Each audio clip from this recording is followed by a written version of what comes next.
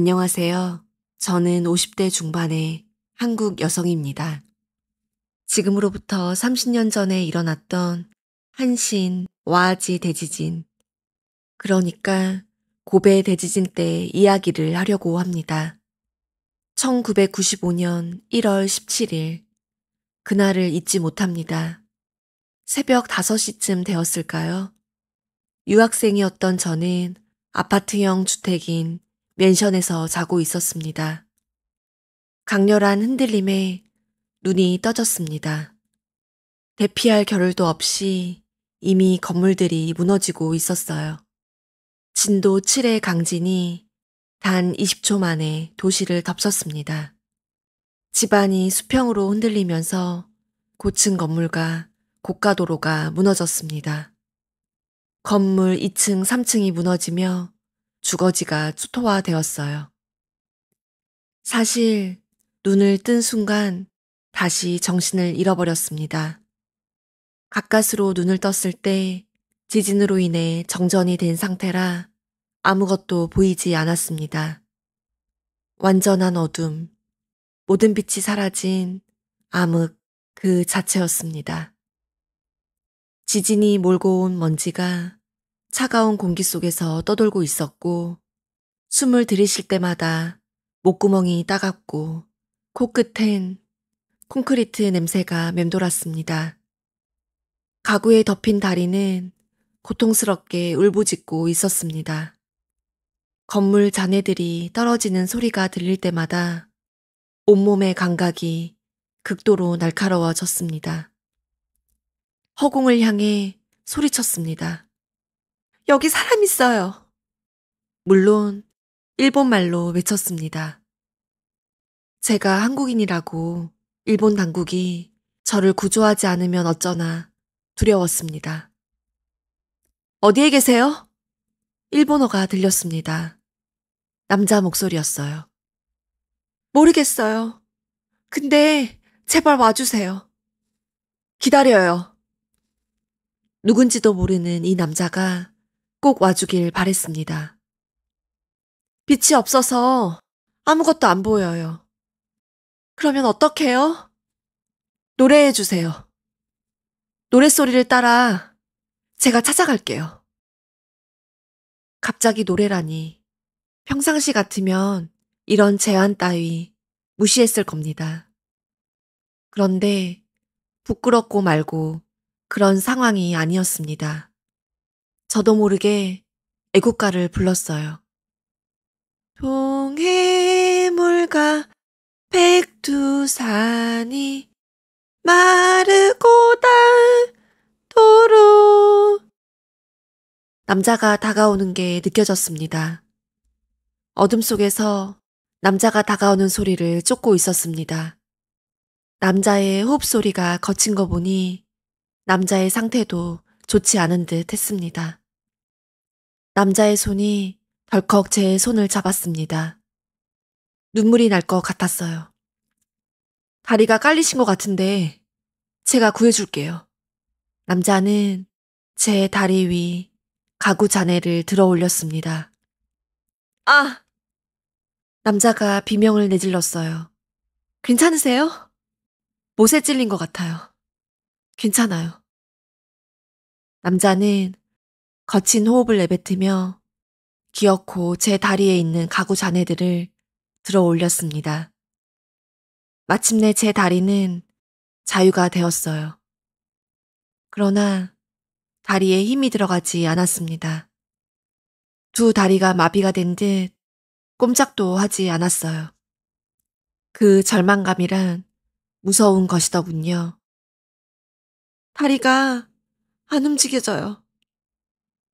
어떻게든 여기서 나가야 돼요. 일어나 봐요. 다리가 마비된 것 같아요.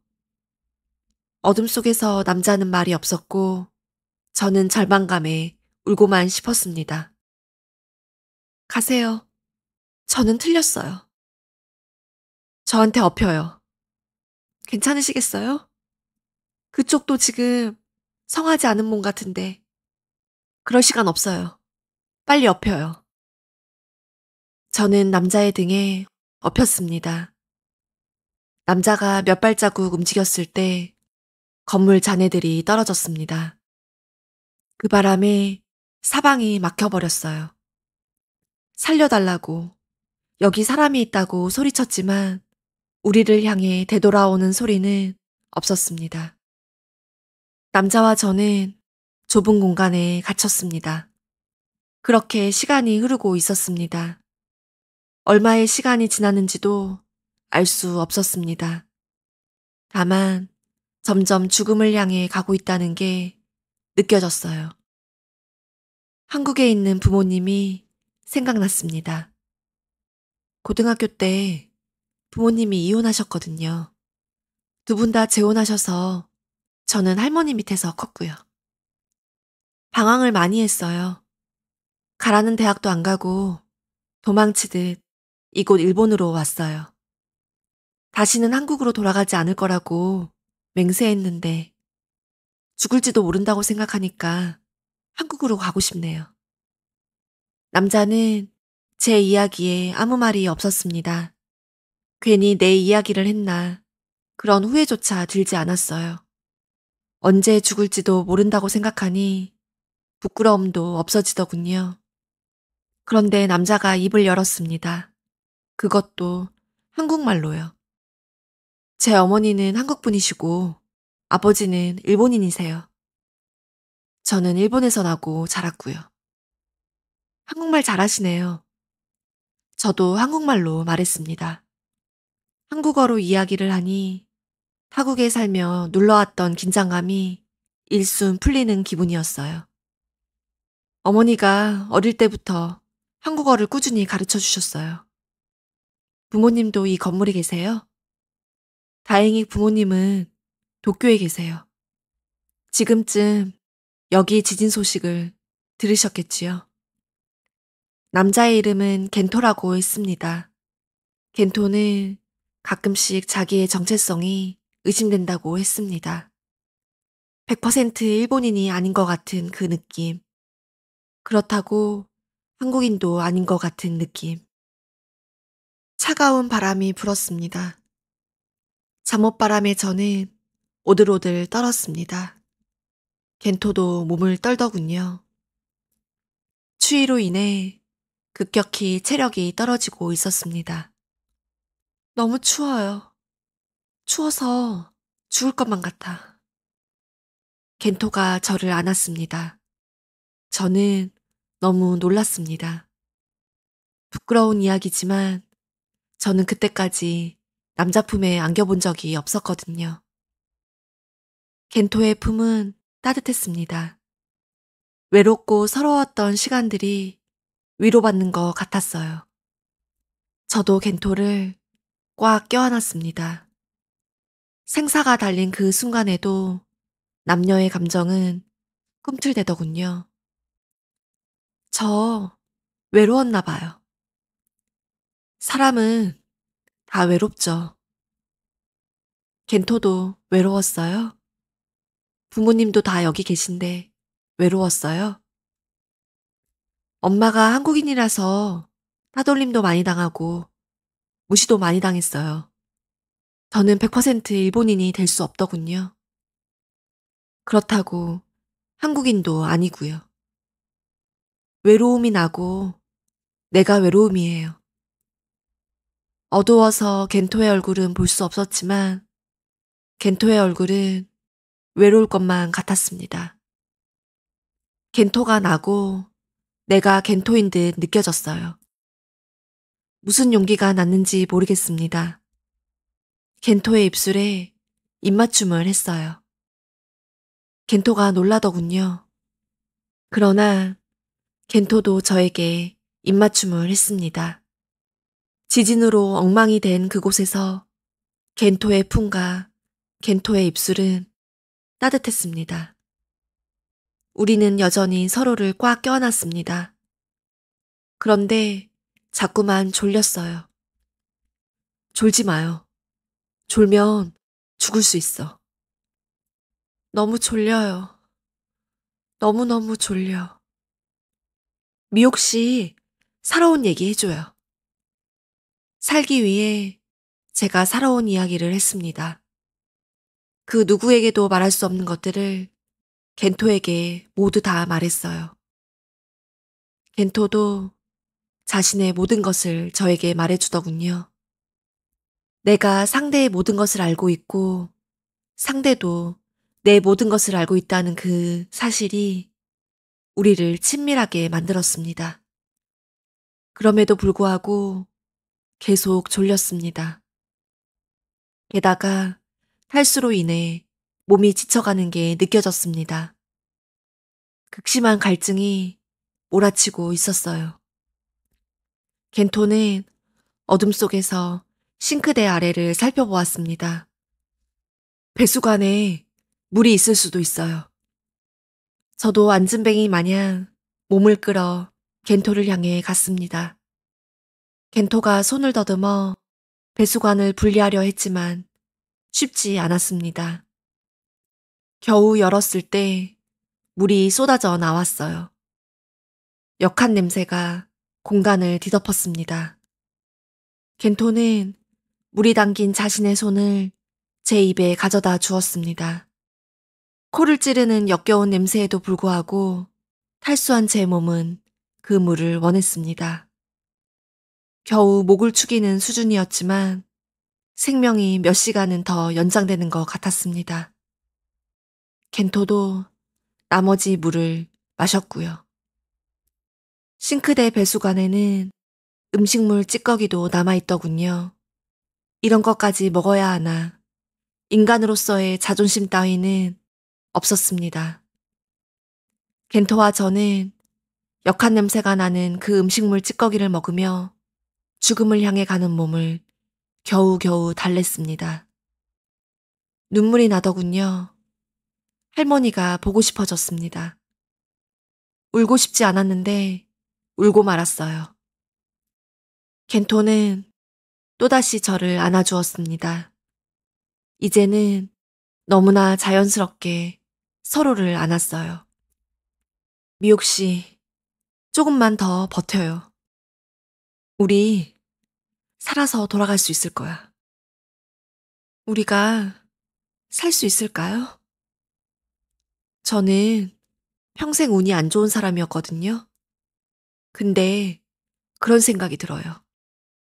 내 모든 행운을 여기에 쓰려고 그동안 안 좋았던 거다. 안 그러면 인생이 너무 불공평하잖아요. 내 운으로 미옥 씨도 살 거예요. 겐토의 말이 가슴 아프게 느껴졌습니다. 이 남자는 얼마나 고달픈 인생을 살았기에 이런 말을 할까. 나만큼 겐토도 안쓰러웠습니다. 얼마의 시간이 지나갔을까요? 누군가 다가오는 소리가 들렸습니다. 겐토와 저는 여기 사람이 있다고, 살려달라고 외쳤어요. 우리를 구조하기 위해 사람들이 오고 있었습니다. 겐토와 저는 서로의 손을 꽉 잡았어요. 살 수 있다는 희망이 보였습니다. 살아서 나가기만 한다면 두 번 다시 일본 땅을 밟지 않고 한국으로 돌아가야지 생각했습니다. 그런데 겐토와 헤어지고 싶지 않았어요.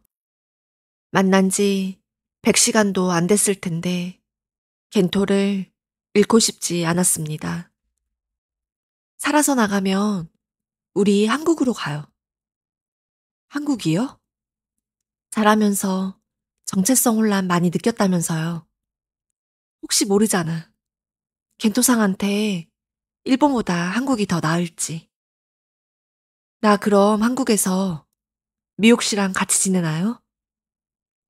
네, 같이 지내요. 우리 한국에서 함께 해요. 좋아요. 한국 가요.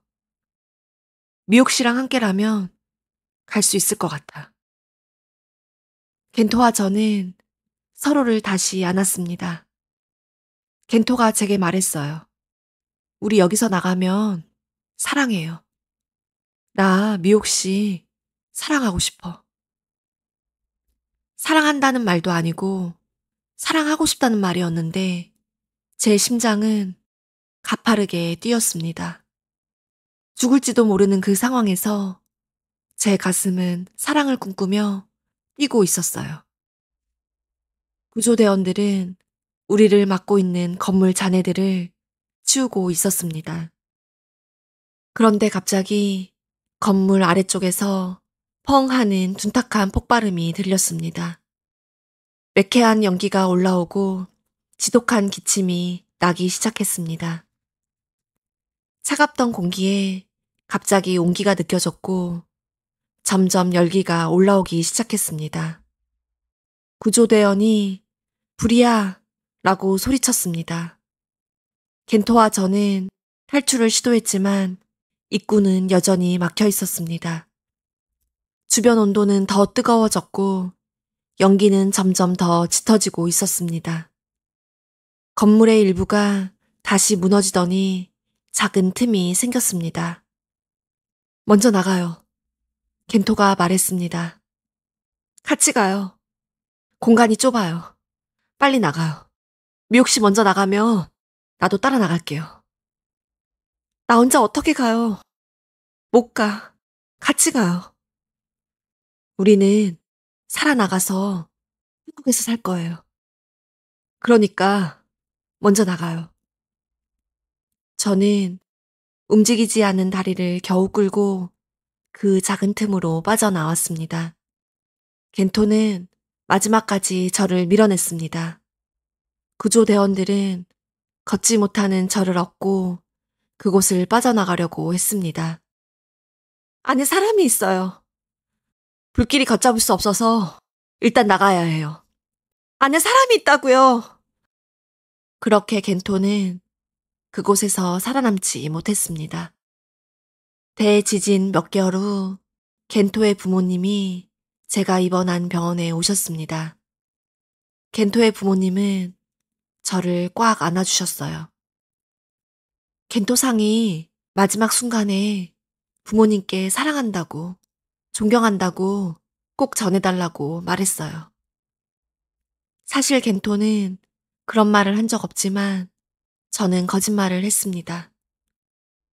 우리 겐토 마지막에 함께 있어줘서 고마워요. 겐토의 부모님은 제 앞에서 눈물을 훔치셨습니다. 겐토의 부모님이 가시고 얼마나 울었는지 모릅니다.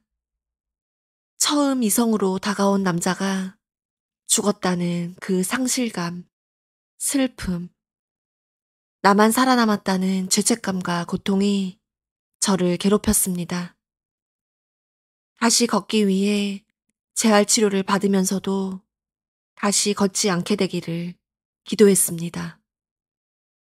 나만 이렇게 살아남아도 되나? 나도 같이 죽었어야 했는데. 아니, 내가 죽고 겐토가 살아남았어야 했는데. 제 바람과 달리 결국 저는 다시 걷게 되었습니다. 그 재앙을 겪고도 저는 일본을 떠나지 않았습니다. 저는 지금 일본 고베에 살고 있고 제 남편은 일본 사람입니다. 남편과 제 사이에 아들이 있고요. 고베 대지진을 겪고 4년 후 남편과 결혼을 했습니다. 남편을 사랑하지만 문득 겐토가 계속 떠오릅니다. 겐토의 그 따뜻한 품이 잊혀지지가 않습니다. 지금까지 제 이야기를 들어주셔서 감사합니다.